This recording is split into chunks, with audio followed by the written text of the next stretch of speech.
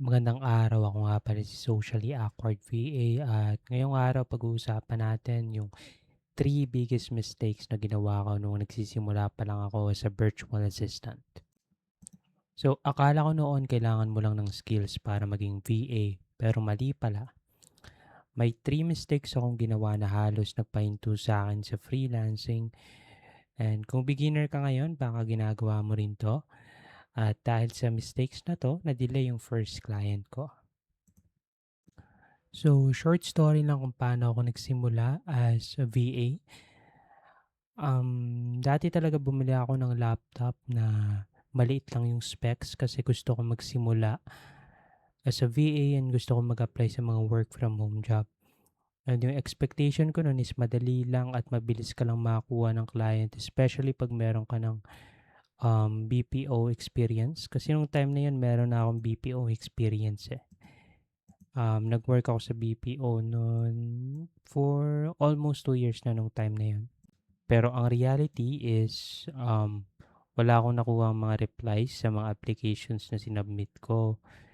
And merong confusion kung ano nga ba talaga yung dapat kong gawin. And nag-overthink ako sa mga sinasubmit ko ng mga applications kung qualified nga ba talaga ako or dapat pa akong mag-submit. And yung tipong ako na yung nagre-reject sa sarili ko before pa ako mag-apply sa mga posting. 'Di ba? Yung merong nga kasabihan na 'wag mong i-reject yung sarili mo, hayaan mo silang mag-reject sa'yo. So, di ko alam kung saan galing yung kasabihan na yun.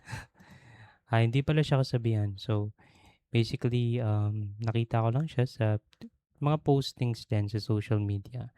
So, 'wag mong i-reject yung sarili mo, hayaan mo yung company or yung client na mismo yung mag-reject sa'yo. So, ito yung mistake number 1 na ginawa ko. Overthinking instead of applying. So, ito muna yung mga bagay na ginawa ko. Naghintay muna ako naghintay muna ako maging ready bago ako mag-submit ng mga applications ko, bago ako mag-reach out sa mga client. And also, pinaganda ko muna yung profile ko and pinaganda ko din yung resume ko. Puro edits yung ginawa ko, kung ano nga ba talaga yung dapat kong ilagay. And after nun, onting applications lang yung sinasubmit ko. Doon lang ako nagsasubmit sa mga applications na namimit ko talaga lahat ng requirements and lahat ng criteria. So, ang nangyari is, mas marami akong oras na ini-spend um, about being ready, about modifying my resume, instead sa pag-apply sa mga job postings. So, ayun yung mistake number 1 na ginawa ko. Kasi hindi ka naman talaga magiging ready para sa isang bagay. Kung naghihintay ka para maging ready sa isang bagay, hindi ka gagawin yun. Or hindi mo gagawin yung bagay na yun or hindi ka magiging ready para sa bagay na yun. Dahil yung perfect timing ay everyday. Ngayong araw yung perfect timing at ngayong araw mo dapat gawin yung mga bagay na gusto mong ma-achieve. So, dito naman tayo sa mistake number 2, wrong application strategy. So, yung ginawa ko nung time na yon is nagka-copy-paste lang ako ng subject title and cover letters na sinasubmit ko sa mga applications. And sobrang generic ng applications ko na tipong nahalata mo talaga na AI generated or walang effort yung cover letter na sinasubmit ko. And wala ding personalization na nangyayari. So, eto, meron akong tip sa inyo pa nag apply kayo. Dapat merong personalization, dapat hanapin mo sa job posting kung ano yung pangalan ng client or ano yung pangalan ng nag-post ng job posting. And then, i-address mo siya sa first name niya. Dahil karamihan talaga ng mga client gusto nilang ma-address with their first name. Hindi nila gusto ni-address mo sila as sir or ma'am. Dapat first name yung gusto nila. So, dito naman tayo sa mistake number 3 na ginawa ko, which is low volume and inconsistency. So, yung ginawa ko nung time na yun is 5 to 10 applications lang yung sinasubmit ko sa isang araw. Yung tipong 'pag nakalima or 10 applications na ako, tumitigil na ako, and I never go beyond 15 applications. So, mostly 5 to 10 applications lang talaga sa isang araw. Tapos hindi ako consistent. Merong mga araw na hindi ako nagsasubmit ng applications, hindi ako nag apply, and bahala na kung kailan ko lang trip mag-submit ng mga applications ko. And also, hindi ko tina-track yung mga applications ko. Hindi ko tina-track sa spreadsheet kung ano yung mga in-applyan ko, ano yung ginamit ko na subject title, and ano yung ginamit ko na cover letter. And walang nangyayari nung time na yun kasi kulang yung ginagawa ko, and very inconsistent talaga ako na ginagawa ko lang yung pagsasubmit ng applications pag trip ko or pag motivated lang ako. Pero pag hindi na ako motivated, hindi ko na siya ginagawa. So, ano nga ba yung turning point kung paano nabago yung journey ko nung nagsisimula ako sa VA? So, during that time, I na-realize ko na hindi kailangan maging perfect. So, I stopped trying to be perfect. Hindi ko na tinry maging perfect with my skills, with my resume. Um, I Inisip ko lang na dapat consistent ako. Mas importante na mas consistent ako instead of being perfect sa lahat ng bagay, sa lahat ng aspeto. And sinimulan ko siyang i-treat as a numbers game and a system game. So dapat sa isang araw, so ang ginawa ko nun sa isang araw, minimum of 60 applications yung sinasubmit ko. Pinaka-minimum ko na yung 60. Kasi sa onlinejobs.ph merong points na binibigay, merong 60 points per day na binibigay. And for every job posting, pwede kang mag-bid kung ilang point yung gusto mong gamitin for a certain job posting.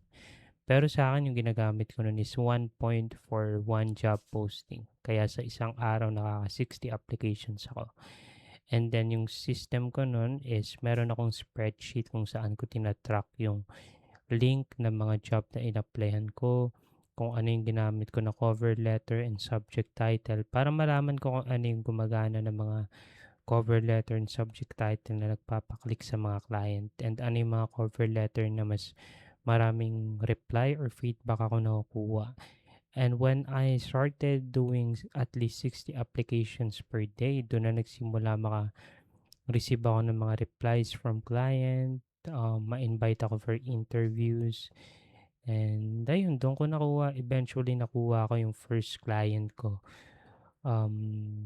Within 30 days, nung within 30 days nung nagsimula akong mag-apply ng 60, at least 60 applications per day. And yung naalala ko pa yung first work from home job ko is an email support representative for a health device company. So basically, nag-a-assist kami ng customers in regards sa product and service namin. So meron kaming health device na binibenta nun. So may mga questions sila, na-assist namin sila via email. So email lang uh, yung support channel namin nun eh. So you can imagine na siguro kung galing ka sa BPO tapos magiging email support rep ka tapos mag-earn ka ng around 30 to 40,000 per month depende sa overtime mo. Very very ano na yun, very good job na, I would guess, para sa ibang mga tao. And for me as well, nung time na yun, very very good job na talaga. Or kontento na ako sa job na yun nung time na yun.